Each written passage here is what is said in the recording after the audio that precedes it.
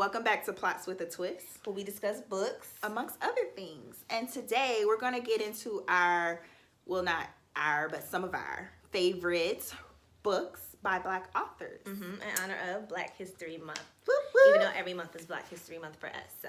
Right. Yeah. So let's get into it. Okay. You start. Oh. All right. So I don't have them in any particular order. And these aren't all my favorites, but I'm going to just say that I've already admitted that I haven't read as much Black literature as I should have. But I'm changing that. I'm working on it. We are. So a lot of my books are a little bit more recent than probably like some of Asia's, but okay, I'll mention this one first. So first one is going to be Homegoing by Yaa Gyasi, if I'm saying her name correctly. It seems right. Anywho, so I mentioned this in my did not finish videos, but I still, like I said, really like this book. It was very I don't want to say entertaining. It was a good read. It's written well. It tells the stories of our people very beautifully, I've already said. So I just wanted to give this a mention because it is one of, like, once I actually, only got like a little bit left because I started back reading it, but once I actually finish it, I already can tell it's going to be like one of those books I'm going to be like, that's, you know, that's the book I need to let you know you need to read about us. So yeah, I just wanted to mention Homegoing one more time. Okay. So my first one is a hood classic, True to the Game by Teri Woods. It says a Teri Woods fable. So this is a book that I read years ago when I first, like, I think my aunt told me to read it because she had it in her library. I read this and Be More Careful, if you know, you know, at the same time. And this book, I don't know, I put this on my favorites list because I read it at a time where I was just started getting into like reading more like adult books. So I was like, ooh, like what's going on in here? And if you know, this has been made a movie and this book has been out for a long time. So if you heard this book, with Columbus Short. Yeah, I was about to say Cuba on Gooding Netflix. Same person. But yeah, so it's basically about a girl named, what was the girl's name? I don't know. Gina and Kadir. They're like love story, because I couldn't remember like the girl's name, but I remember Kadir because I had watched the movie recently.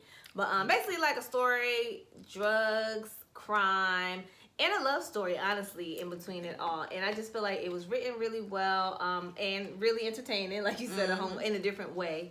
And it just makes sense that they made it into a movie because it's very much a movie like story. So yeah, True to the Game by Teri Woods. All right.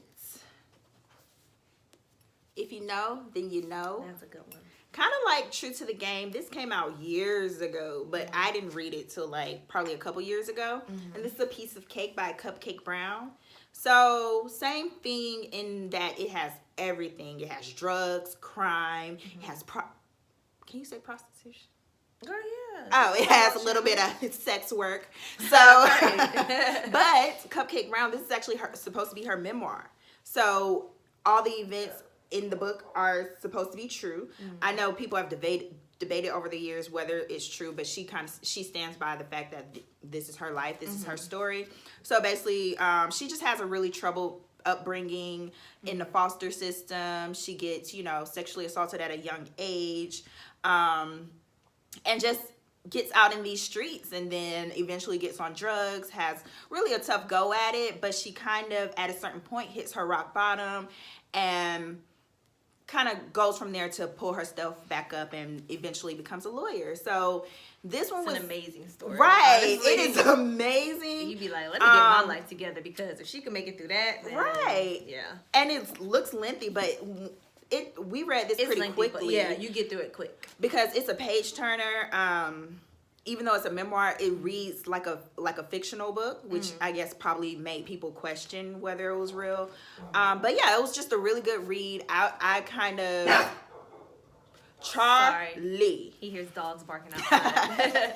But I kind of was hesitant to read it just because of the nature of the story, but ended up enjoying it. So yeah, Piece of Cake by Cupcake Brown. And Charlie is back. He's made his cameo. I'm not Asian. Don't lick me. Okay, sit down. Go, Charlie. Okay. So the next book I want to mention is Love by the late great Toni Morrison. This book I actually read last year, and I just really enjoyed this book because it's only 200 pages, and it's basically about 3 generations of women who are connected to this one man in this town, and basically how like the love of a man can like, you know, create like jealousy and all these things and break up friendships. But really good book, page turners, really, really short. If you haven't read any Toni Morrison, I always tell people like to start with this book because I don't know, it just reads so well and it's easy to get through. And I feel like the story, even though it's about like you know, black people, like I want to say like 1940s, 1950s, the things that happen in this book are very like relatable to like, you know, women nowadays. So yes, Love by Toni Morrison, one of my favorites. My next one is The Hate You Give by Angie Thomas.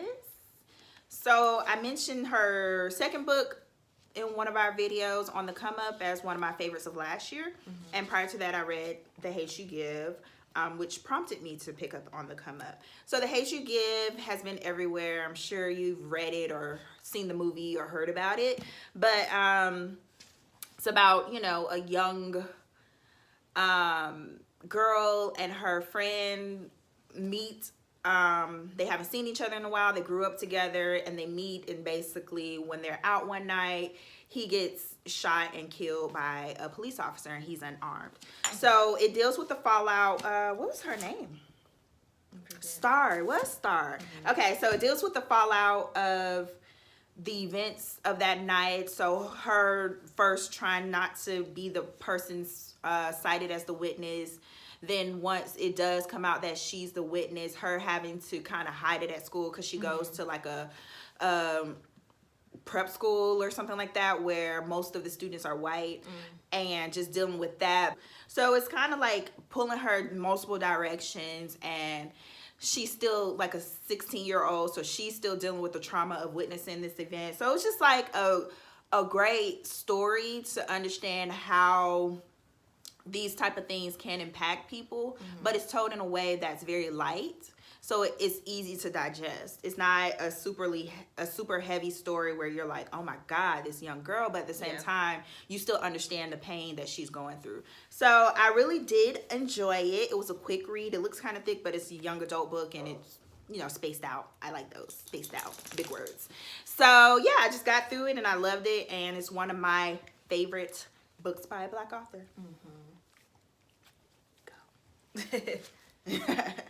Okay, so my next book is another Toni Morrison, and this is an ugly book, but Sula, because someone might think it's cute. Sula by Toni Morrison, and this this book, I really enjoyed this book. This is the first book I ever read by Toni Morrison, and it's basically about Sula Peace and her friendship with Nell. And Sula, she leaves her hometown and comes back, and she's just all that in a bag of chips, and the girls can't take her, and she just like starts not causing a ruckus, but you know, causing some emotions and feelings to come up with people that she grew up with, and rekindle her relationship with her childhood friend that was broken because of some juicy like tea.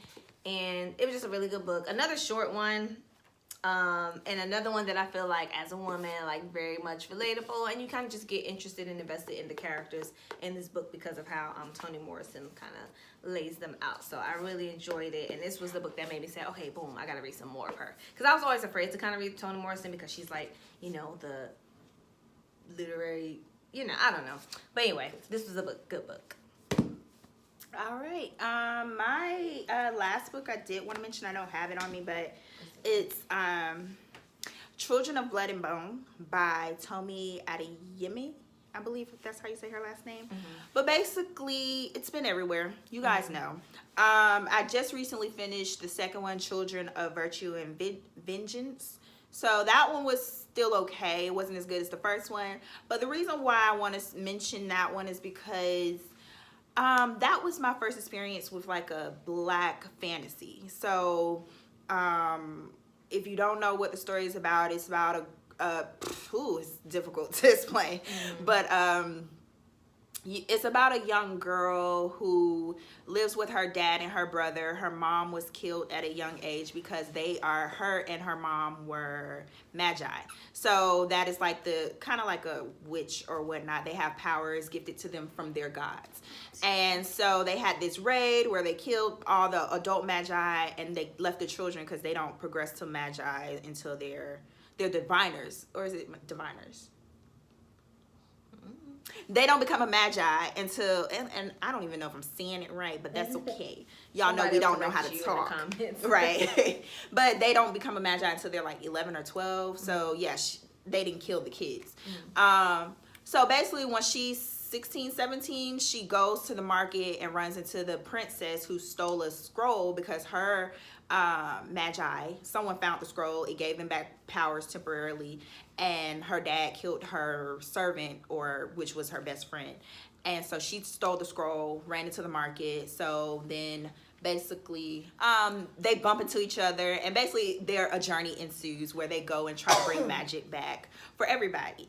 So as I mentioned before, it's got like themes of classism, themes of colorism, themes of just disenfranchisement, you know, just basically stripping the darkest people, which technically the magi are like they have darker skin tones, stark white hair, but stripping the people that have the most power and the most magic, trying to strip them because of you're afraid of their power. So what does that say? You know? So it's like themes of that in it. So that's why I really think it's a great story, because even though it's fantasy based, it has all the things. Yes. Okay, so the last book I want to talk about, I actually don't have it with me, but it's called Go Tell It on the Mountain by James Baldwin. And this book was, it's basically like a semi-autobiographical book about his life, being like a preacher's son or deacon, I don't know how that goes, but being the stepson to a preacher, and basically the young boy in it is trying to figure out whether he wants to go into the light of church or, you know, kind of live his own life, and dealing with the identity crisis of like, if I'm not in the church, then is what I'm doing like, you know, basically living like a heathen, because that's how like church folk make you feel or whatever. But it was just like a really, really good story, a great introduction to James Baldwin's work. It is one of my favorites because he just writes really well and very like poetic, but in a way that's easy to follow and not that goes over your head. So I really enjoyed it. It's one of my favorites by him, period. And yeah, that's my last book by a Black author. Most of my books are older books, because honestly, like I feel like all the like classics and stuff I should have read like back in the day, I'm just now getting to as an adult. So I still haven't gotten to them, so. But I own a lot of them. And you need to read them. Yeah, I mean, I've read a few, but like I was gonna mention like Things Fall Apart, which is like a classic, you know, African story. And when it was mentioned in Watchmen, I thought I was cool because I was like, I read that and I know what it's about and I know what the theme is. Don't you love that? But it was just like not exciting to read, but it was like important to read. So I wanted to mention more books that basically excited me as I was reading them. But if you want to get into the like deep down nitty gritty, I ain't read those yet. Yeah. Some of them I have. Some of them I haven't. So, well, that's pretty much it for this video. Leave us some comments on your favorite books by Black authors so we can get some more on our list. Because, like I said, I'm trying to eat them up and read them. And yeah, just like our video, comment, subscribe, ring the bell, notification bell, so you can see when we post our videos. And we'll see you next time. Bye. Bye.